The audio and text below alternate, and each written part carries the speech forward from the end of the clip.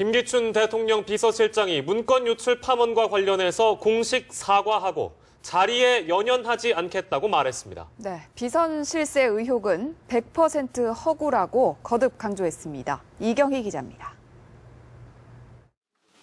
국회 운영위원회에 출석한 김기춘 대통령 비서실장은 머리부터 숙였습니다.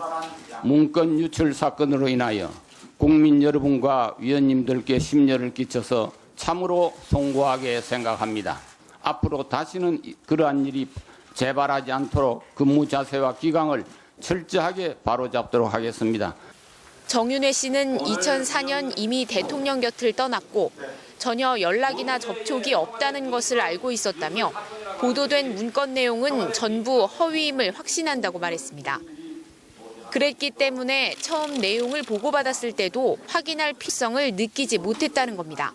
그 사람들 오래전부터 알고 있는데 정윤회 씨나 이런 분하고 전혀 만남이 없다는 걸 제가 확신하고 있었고 또 박지만이라는 분도 청와대 가까이 온 일도 없고 이렇기 때문에 지난해 5월 문건 유출 사실을 파악하고도 바로 신고하지 않은 이유에 대해선 의심만 가지고 신고할 수는 없었다고 말했습니다. 이게 어디 말로 이게 누설이 됐는지 문서를 가지고 했는지를 확인할 수 없기 때문에 그때 수사 의뢰를 못한 겁니다. 김 실장은 자리에 연연하지 않는다면서 개인적인 고뇌를 언급해 눈길을 끌었습니다. 자식이 병원에 누워 사경을 헤매는 지가 1년이 넘었는데 자주 가보지도 못합니다. 인간적으로 매우 아픕니다. 이 자리에 연연하지 않습니다. 제 소임이 끝난 날 언제든지 물러갈 마음의 자세로 갖고 있습니다. 김 실장은 물러날 때 물러나더라도 경제 활성화를 위한 대통령 보좌에 최선을 다하겠다고 거듭 밝혔습니다. 연합뉴스TV 이경입니다. 네, 보신 것처럼 새해 들어 정치권이 바쁘게 돌아가고 있는 상황인데요. 박근혜 대통령의 신년 기자회견은 이제 사흘 앞으로 다가왔습니다. 네, 집권 3년 차의 청사진을 국민에게 직접 설명하는 자리인 만큼 문건 유출 파문에 대한 사과와 수습책을 내놓을지 관심이 모아지고 있습니다. 김혜영 기자입니다. 박근혜 대통령 신년 기자회견의 최대 관심사는 이른바 정윤회 문건 파문에 대한 언급 여부입니다. 청와대 내부 인사가 문건 유출에 연루돼 박 대통령이 국기 문란 행위로 규정한 사건인데다 대통령 측근의 국정 개입 의혹이 여전히 해소되지 않았기 때문입니다.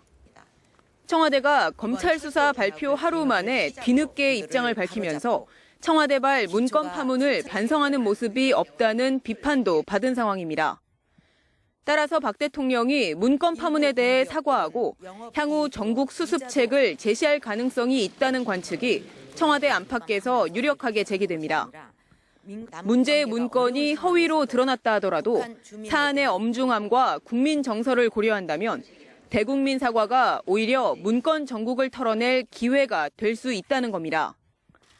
청와대 비서진을 대표하는 김기춘 대통령 비서실장이 국회 운영위 전체 회의에서 참으로 송구스럽게 생각한다며 공개 사과한 것도 이러한 예측을 뒷받침합니다.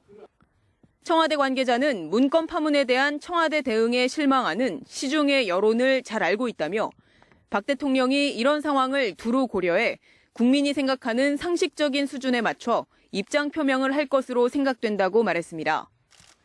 박 대통령이 앞으로 청와대에서 불미스러운 의혹들이 다시 나오지 않도록 하기 위한 수습책도 내놓을지 관심입니다. 인적 쇄신 요구에 대해서는 일정 부분 선을 긋는다 하더라도 청와대의 공직기강 시스템을 확립하고 국정 쇄신을 바라는 여론을 귀담아 듣겠다는 언급을 할 수 있을 것이라는 관측도 나옵니다. 연합뉴스TV 김혜영입니다. 새정치민주연합 최민희 의원은 청와대가 시계형 몰래카메라를 구입한 데 이어 전문가형 도청 감지기를 구입했다고 주장했습니다. 최 의원은 조달청에서 제출받은 대통령 비서실 및 국가안보실 물품 취득원장 자료를 공개하며 이같이 말했습니다. 최 의원은 청와대 외교안보실은 지난해 9월 전문가형 소형 디지털 도청 감지기를 구입했다면서 구입 목적에 대해서는 서면 질의를 했으나 답을 받지 못했다고 밝혔습니다. 또 앞서 제2부속실에서 몰카 시계를 구입하기도 했는데 불신 청와대의 실상을 적나라하게 보여주는 것이라고 덧붙였습니다.